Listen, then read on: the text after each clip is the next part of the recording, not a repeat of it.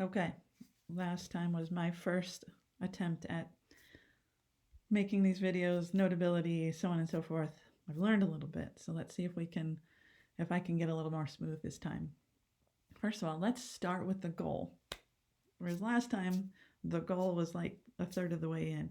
The goal today, what we're going to do today is find limits analytically or using some algebra instead of drawing the graph every time, because sometimes we don't know what the graph looks like.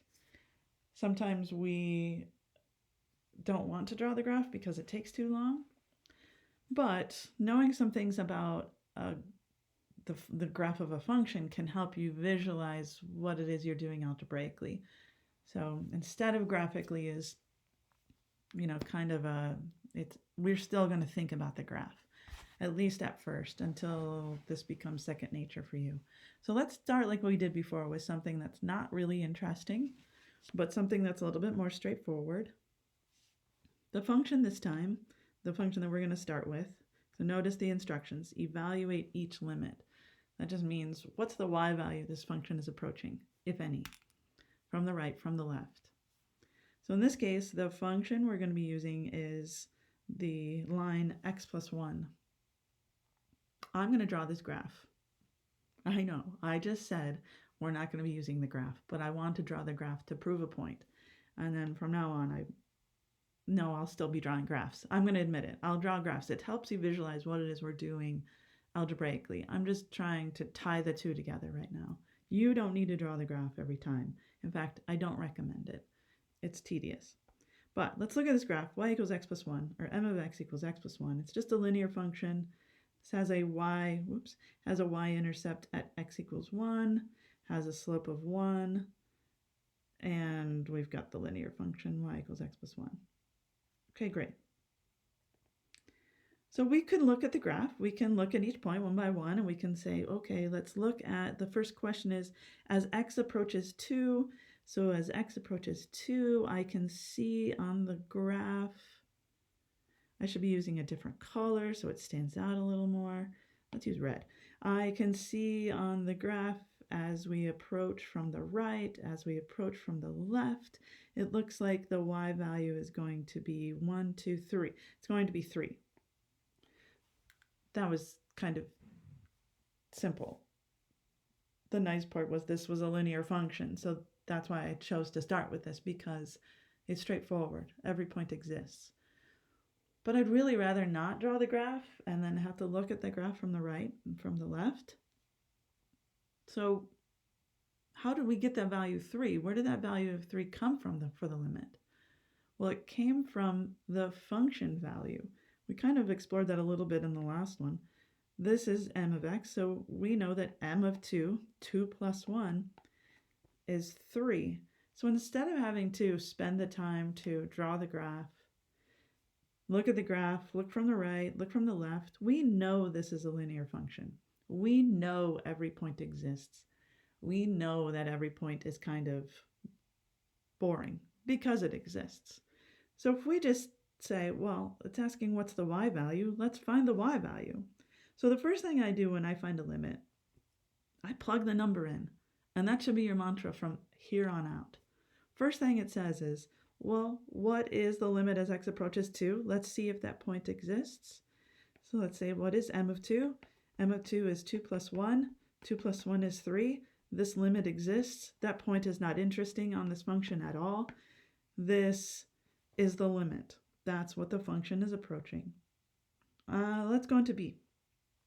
b says, what is the function approaching? What is m of x approaching as x approaches negative 1 from the right and from the left? Okay, so let's just look at this again. Did I draw this wrong? I drew this wrong, didn't I? No, I didn't draw it wrong. Okay, so what is this? What is the y value approaching as x approaches negative 1? So from the right, as x approaches negative 1, from the left, looks like we're getting closer and closer to 0. Okay, yes, we knew that already. We said m of negative 1. Negative 1 plus 1 equals 0. Okay, great. We know that limit. We didn't even need the graph. We could have just plugged negative 1 into the function from the start, and saved us all that time of drawing the graph because these points exist. Okay, let's look at one-sided limits. A one-sided limit means we're looking just from the right or from the left, not both in this case. So let's look at this function. I'm going to erase all of my other things because I need room. So let's look at as, I'll leave that there. Let's look at as x approaches 3 from the right-hand side. So I'm going to extend my line a little more. I'll get smoother at this, I promise. So as x approaches 3, here we go. From the right-hand side only. So from the right-hand side, especially if I would have drawn my graph more accurately, I can see that this point exists. We only care about what's happening from the right. Well, this function's continuous. So from the right, it doesn't change what the limit's going to be because I still know that m of 3 is going to be 4 whether I come from the right side or the left side. So even though we were looking for a one-sided limit, I can still just plug 3 into the function and I know that this point exists, therefore the limit will be 4 whether I come from the right or from the left, which is kind of exciting. So let's skip all of that work of looking at the graph. As x approaches 5 from the left, well, let's plug 5 into the function, see if that exists. Since this point does exist, that means we're going to approach 6 whether we come from the right side or from the left side. Okay, that was a linear function. We started with one that's not very interesting. Every point exists. But I just wanted to show you that the most efficient way to evaluate a limit is to just plug the number into the function. If that point exists, we're good. We can move on. Now let's get to something more interesting. Let's look at this function. X squared plus 3x plus 2. Before we do anything else, before we get scared because it's a rational function, let's just do what I said. Anytime we try to evaluate a limit, let's just plug the number in. So let's plug it in. This function we've got, I don't know what to call it. Let's call it z of x, why not? So if I plug 1 into this function, I get 1 squared plus 3 times 1 plus 2 over 1 plus 1, looking good so far. 1 plus 3, 4, plus 2 is 6 over 2. No problem. This value, x equals 1, is a point on the function where the function is continuous. The y value of this function is 3 when x is equal to 1. This point exists. This function is continuous. There's nothing weird, nothing scary, nothing interesting about this function when x is equal to 1. So we can just say that the limit exists. The limit is 3. Let's do something a little more interesting. Okay, let's try this again. Let's try z of -1. I think you know where this is going. Let's plug -1 in, -1 squared plus 3 times -1 plus 2 over -1 plus 1. -1 squared is 1. 1 minus 3 is -2. -2 plus 2 is 0 over 0. This point does not exist. But remember, when the point doesn't exist, doesn't mean that the limit does not exist. There could be a hole in this graph. If there's a hole in the graph, then that means this is removable discontinuity, and that means that the limit can still exist. We're getting closer and closer to a y value. So let's check it out. Let's test it. Let's see if there's a hole in this function or if this is a vertical asymptote. So let's do some algebra. Here's your analytic technique. We're going to factor the numerator on this function and see what happens. So we'll say that the limit of this rational function, it's the same limit even if we factor this. So this factors out to be x plus 2 times x plus 1. And you probably already knew from the fact that we got 0 over 0, you probably already knew that we were going to have some removable discontinuity here. These x plus 1 factors are removable. I'm going to just hit home what we talked about in the last video. I'm going to say that, what did I call this function? Z? Yeah. Z of x has a whole or removable discontinuity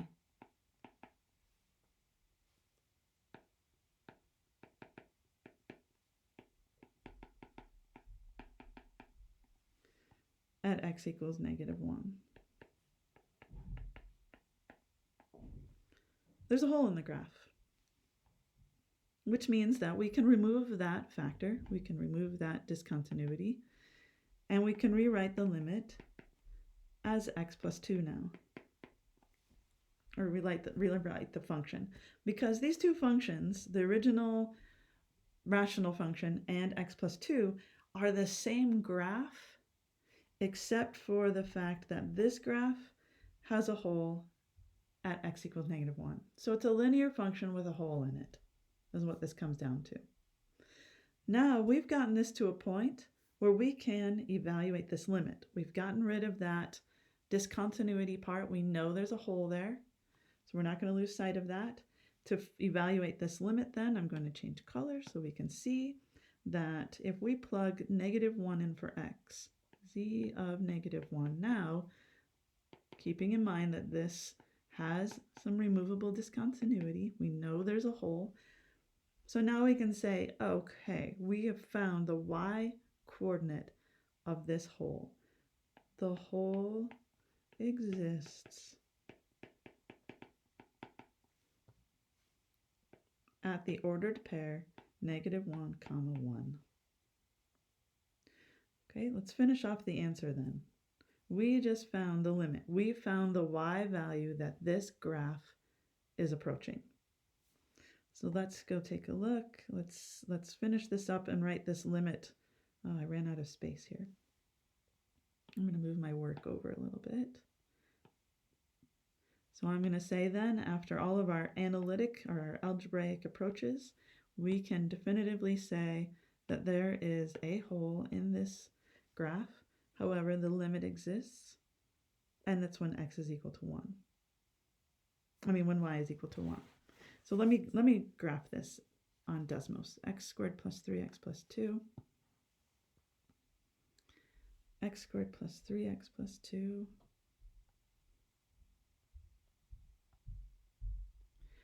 Over x plus 1. So you can see the linear part of it. And we can see that as x approaches -1, zoom way in. As x approaches -1, we have to zoom way in on Desmos to see the hole.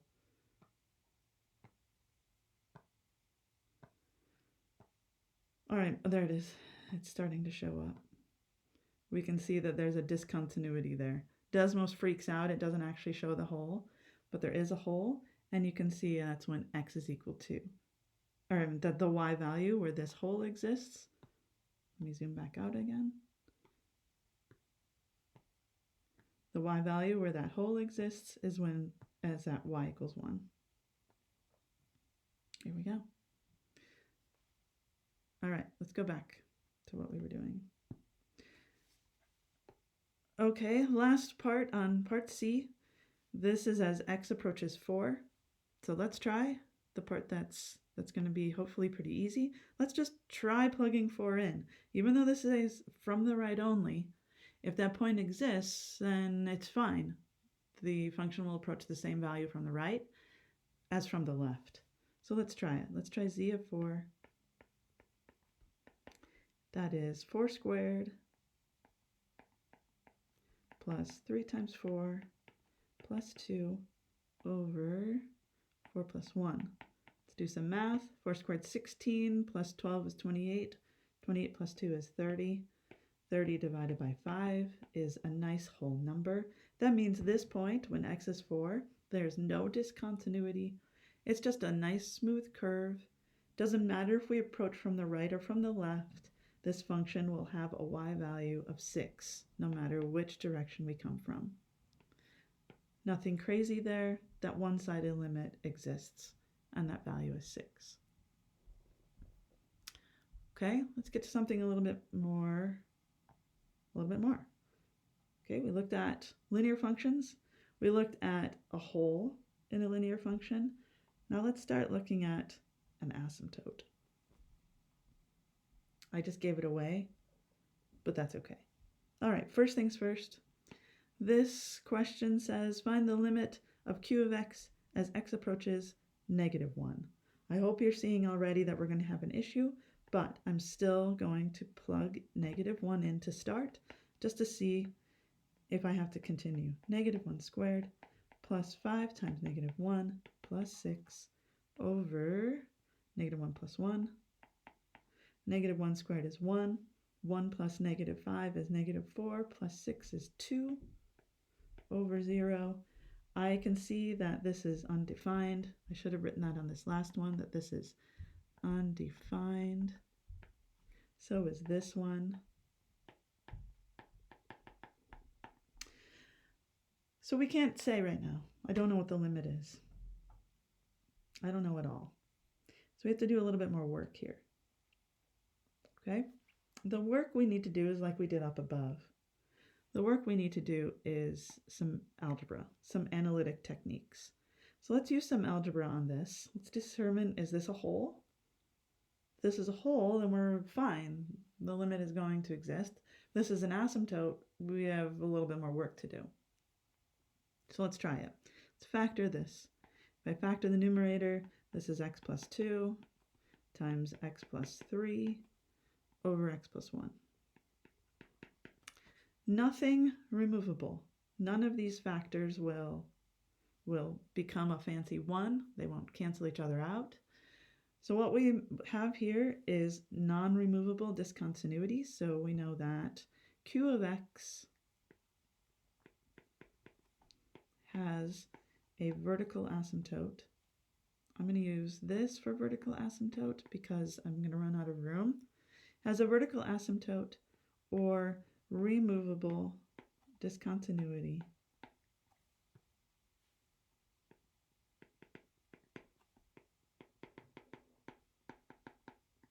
at x equals -1.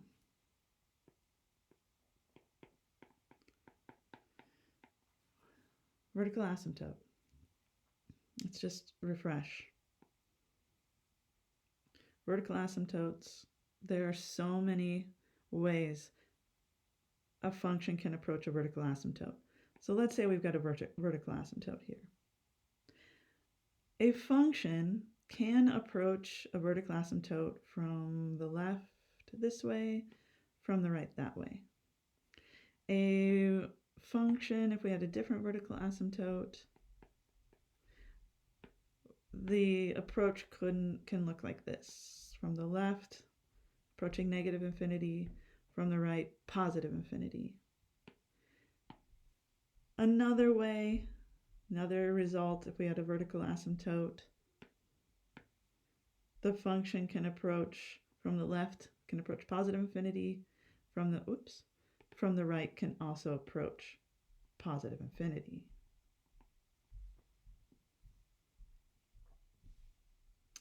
So we need to check what's going on here. We need to look, what is this graph, what is this function doing from the left and from the right of -1? So we have some math we need to do. We know this is a vertical asymptote. We got this. We just need to figure out what kind of infinity are we approaching from the left and from the right. So let's take a look. We know we're approaching a vertical asymptote from the left and from the right. So let's actually determine what we're approaching, positive infinity or negative infinity. And we're going to do this analytically or algebraically. I'm going to create more space. I'm going to get rid of what I have going on down here and move it all down because I don't want to just put it all in there too tight. Okay, so I'm going to create some space. All right, let's check out the limit from the left. Notice how I'm doing this. This is really important, the way that I'm rewriting this. I want you to do the same thing. Don't just start throwing numbers around. I actually want you to start to show me what you're doing. Show me that you're going to look what's happening on this function as we approach the asymptote from the left side of -1. Okay, to do that, we know this is infinity. We just need to determine is it positive infinity or negative infinity. So let's just refresh. We've got this function that we've took the time to factor. So we're going to use the factored form because it's going to make our life easier. Because I'm going to ask you to do most of this without a calculator, of course. So you need to be able to do this without a calculator. So we're going to look from the left side of -1. Well, there are a lot of values to the left side of -1. There are an infinite number of values to the left side of -1. What I want you to do is choose a number that's really close to the left side of -1. Remember, we're looking as x is getting closer and closer to -1, so we don't want to use two values that are too far away. I want you to choose a value that is really close to -1 on the left-hand side. And a value that is really close to -1 on the left-hand side is -1.01. -2 is too far away. Who knows what the function is doing in between -2 and -1. But -1.01 is pretty good. So let's just try. What is the function's value from the left side of -1? So at -1.01, this is without a calculator. So we have -1.01 plus 2, plugging this into the function, -1.01 plus 3, all over -1.01 plus 1. Now you're thinking, oh, you're kidding. I can't multiply those and then divide that without a calculator. And you're right. I don't expect you to do that.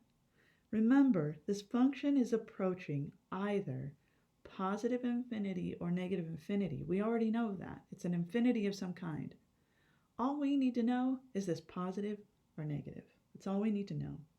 So let's do a little bit of that work.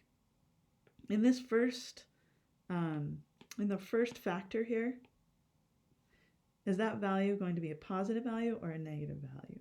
Well, -1.01 plus 2 is going to be a positive number. So we know that first multiplication, or that first addition, is going to result in a positive value. Okay, let's look at the second one, this second factor, -1.01 plus 3, also a positive number.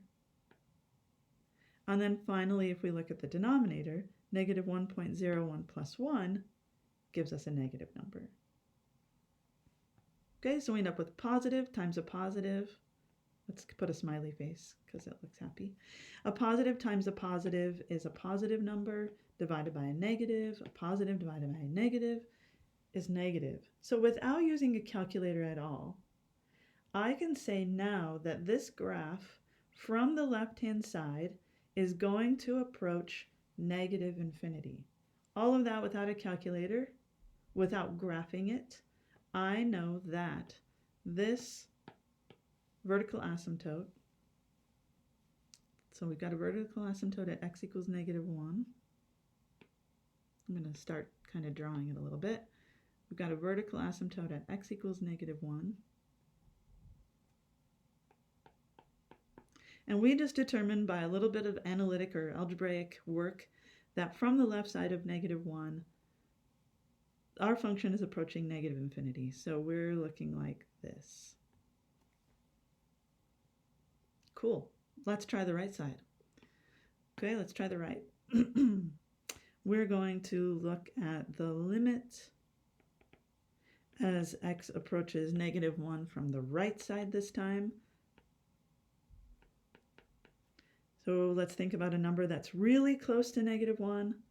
That's on the right side of -1. So I'm going to use negative 0.99.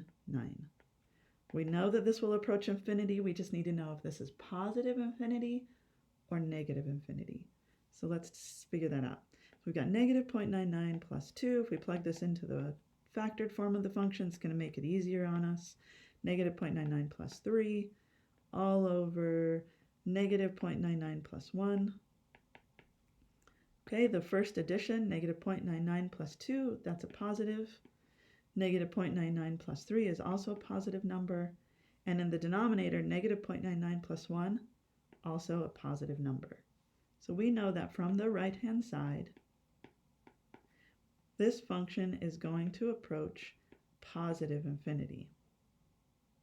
So if I finish sketching my little graph up above, I know that from the right-hand side, we're approaching positive infinity. Now we have some room to talk. Now we know a lot more about what's going on in this graph.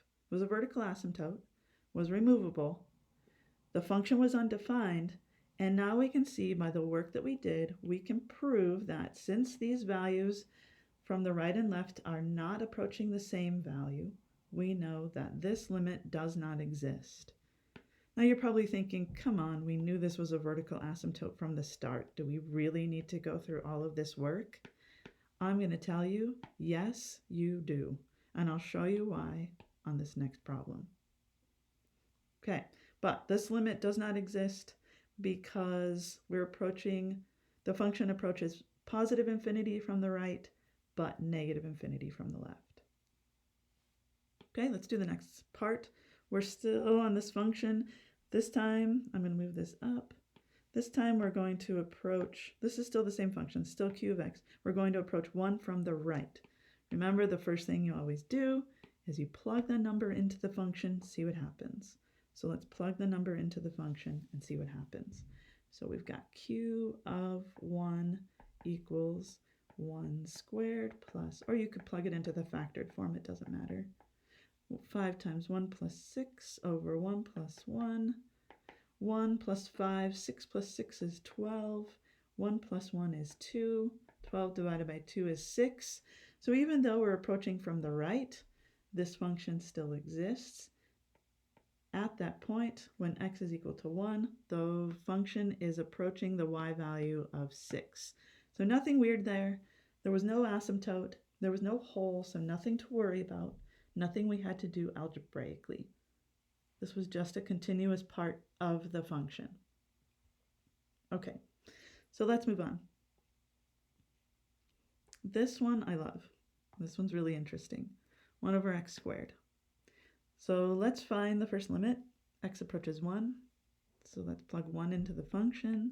C of 1 is 1 over 1 squared. 1 over 1 squared is just 1. We're at a point on the function that's not really interesting. It's a continuous part of that function. As x approaches 1, the function is also approaching 1. Let's get to the interesting part. The interesting part is when x approaches 0. So let's try it. C of 0 equals 1 over 0 squared. 1 divided by 0, undefined. This point does not exist on the function. We know, if we look at trying to factor this, this does not factor 1 over x squared. So we know that this is non-removable discontinuity. There's a vertical asymptote. C of x has a vertical asymptote.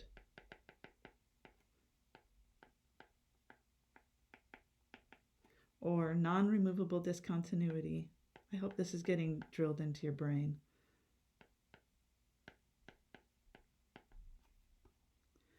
Discontinuity at x equals 0. Okay, so we know there's a vertical asymptote. All kinds of things can happen. We can approach some things from the right and left. Different things are going to happen. So let's figure it out. This one is asking, what is the limit as x approaches 0 from the right? Okay, let's pick a number that's really close. Let's use orange again. I like that color. Let's pick a number that's really close to 0, that's on the right side of 0. We know that this is approaching an asymptote. So we know that the answer will either be positive infinity or negative infinity. Those are our only two choices with an asymptote. Let's figure out which one it is. So plugging a number in close to 0 on the right-hand side would be plugging in 0.1. That's pretty close. If I plug 0.1 into the function, I have 1 over 0.1 squared. I know that 1 is positive, 0.1 squared is positive. I know that we are approaching infinity. So what that means then is that from the right, as we approach 0 from the right-hand side, we know that this limit or this function is approaching infinity. Now, if we were in class, we would have a huge discussion about infinity because infinity doesn't exist. There's not a number infinity. If I asked you to write down what is infinity as a number, you couldn't give it to me.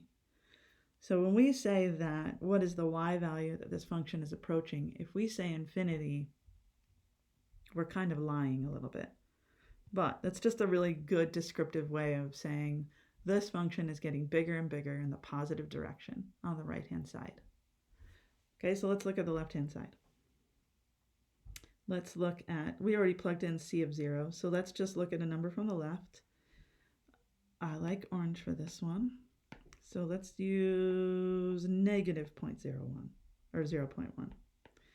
So if I plug in 1 over negative 0.1 squared, I get 1 over, I get a positive number. Negative 0.1 squared, and negative times a negative is positive, so that means the denominator is also positive. So that means this right-hand side is also approaching positive infinity. That's interesting. So if I were to ask you, I'm going to add on a part D here, the limit of c of x as x approaches 0 then. Remember, this means from the right and the left combined. So even though there was a vertical asymptote here, I can see that from the right, the function is approaching positive infinity. From the left, the function is approaching the same value, positive infinity. So what that means is then as x approaches 0, even though there was a vertical asymptote, this limit exists because both sides are going to positive infinity. Let's see what this graph kind of looks like. You probably saw it because I still had it on Desmos when I went over there. But here's the asymptote. From the right, we're approaching positive infinity. From the left, we're approaching positive infinity. So that means this limit, both sides are approaching the same value, even though infinity is not a value we can calculate, but they're still going to positive infinity. Okay, one more example, and this one is really a lot of algebra. You've got to write this down with me. Don't just assume that you can watch without doing, because you can't. If we take an example like this one, I'll come back to that in a minute. I need to make up the function first. Let's say we've got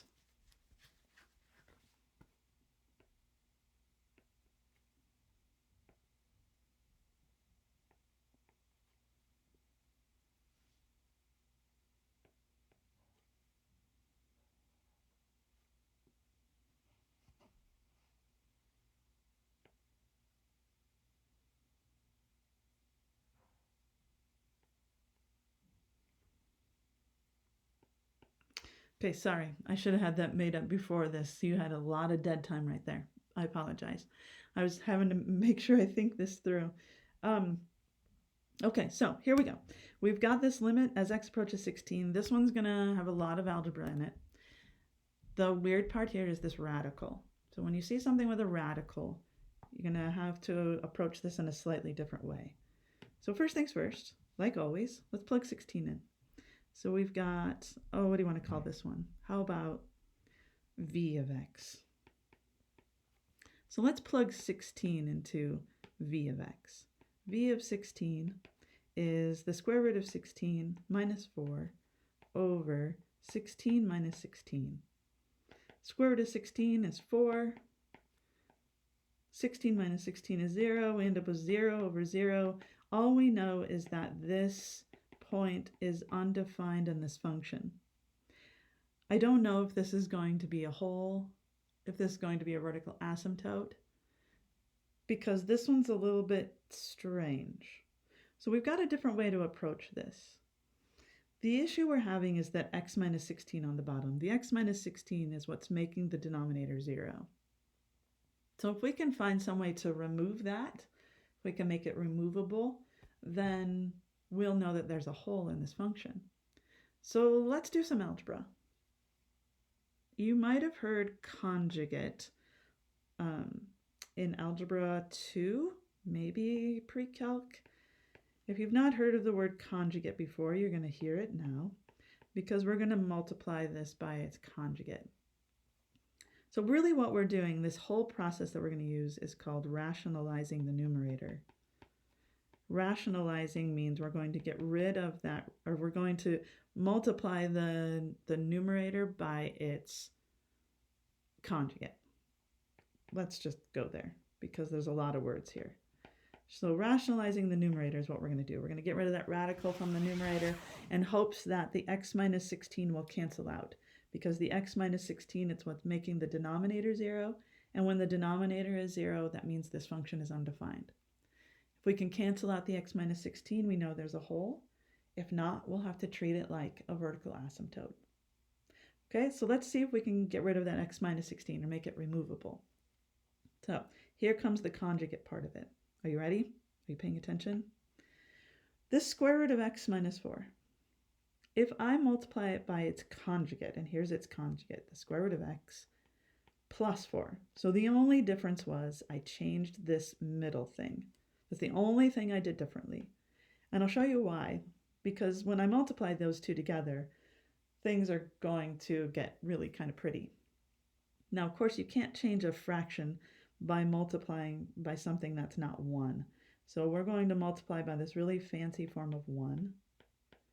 So we're going to multiply both the numerator and denominator by the conjugate, the square root of x, plus 4. Okay, let's multiply the numerators together. FOIL or distribute, however you want to call it, it doesn't matter. If I multiply the square root of x times the square root of x, that's x. If I multiply the square root of x times positive 4, I get 4 square root x. Okay, now if I do that same thing in the middle, I take negative 4 times the square root of x, I get negative 4 square root x, and negative 4 times 4 is 16. Look how convenient. The point of the conjugate is that these two things in the middle are going to cancel each other out. Those go away. They're opposites of each other. That's why we had minus in the first factor and plus in the second, and so that I knew those radicals would disappear. Okay, so remember, we're trying to remove the x minus 16. So I don't want to do any multiplication at all in the denominator. I am trying to remove this factor. So I'm going to leave it as is. I'm not going to multiply anything on the bottom. The top helped us because the top got rid of those radicals. And if we simplify this now, we end up with something way more convenient. Now we can see that we have some removable discontinuity. We have a hole in this graph, not a vertical asymptote. We can see that this x minus 16 is removable. Okay, so v of x has a hole or removable discontinuity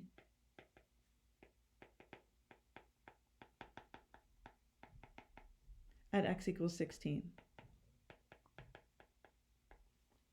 That's cool. There's a hole. Great. Let's see if we can now find the limit. Like, where is that y value of the hole? Where does that hole exist? So I'm going to rewrite this whole thing. We've got the limit as x approaches 16 of the square root of x minus 4 over x minus 16. We did some work to rewrite it. So now we can say that is the same thing as this function. we ended up with 1 on the top because the x minus 16's canceled, and the square root of x plus 4 was all that was left once those x minus 16's canceled. So those are equal, except they're going to look the same, except there's a hole. So the one on the right has a hole in it, the one on the left, those are the same. We've got this removable discontinuity. If you graph them both, you'll see that they look the same. The one on the left has a hole in it, the one on the right doesn't, but they still approach the same value. Okay, so if we now find the limit, oh, how do we find a limit? Oh yeah, let's plug it in. So let's plug 16 back into this new v function. We got 1 over the square root of 16 plus 4. Well, the square root of 16 we know is 4. We know that 4 plus 4 is 8.